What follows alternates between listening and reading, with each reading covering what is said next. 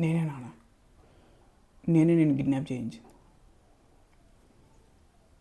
చెప్తా ఆగండి నాన్న, ఆగండి నాన్న.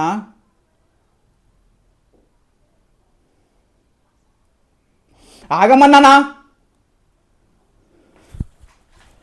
మళ్ళీ మాట్లాడితే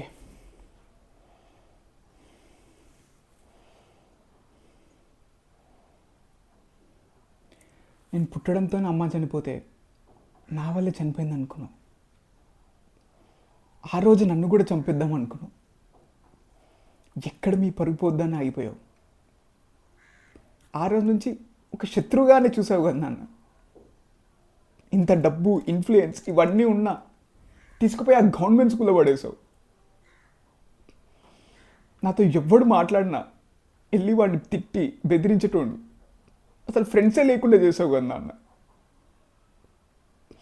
అంతెందుకు, క్రికెట్ అంటే నాకు ఎంత ఇష్టం.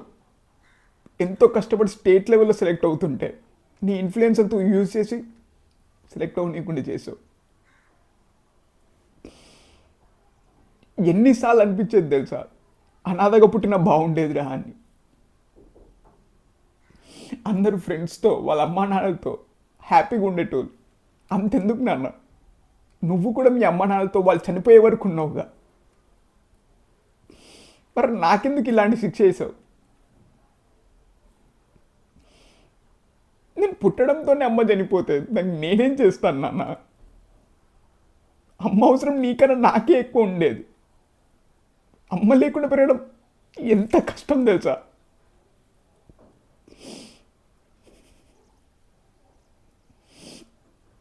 అయినా అలా పుట్టితే అసలు అమ్మ లేకుండా పుట్టిన నన్ను నువ్వు ఎంత బాగా చూసుకోవాలి నాన్న.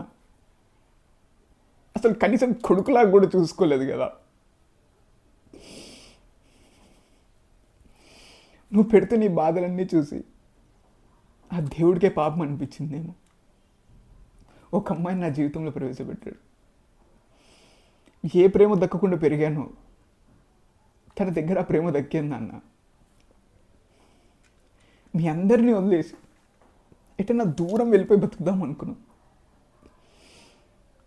ఈ విషయం తెలుసుకున్న నువ్వు తన్ని చంపడానికి కూడా ప్రయత్నించావు.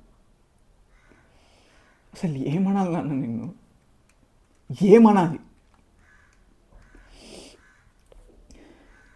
నువ్వు చేసింది చాలా పెద్ద తప్పు నాన్న,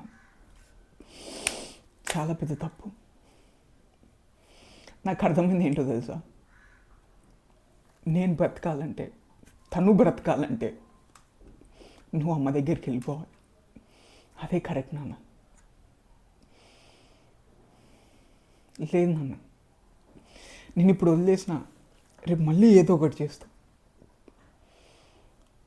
ఇదంతా నువ్వు అమ్మ మీద ప్రేమతో చేస్తున్నావు అనుకుంటున్నావు నాన్న. లేదు, నా మీద కోపం. ఆ కోపం నా మీద వరకు ఉన్నా ఓకే నాన్న. తనని చంపాలని చూసావా? అస్సలు కరెక్ట్ కాదు నాన్న.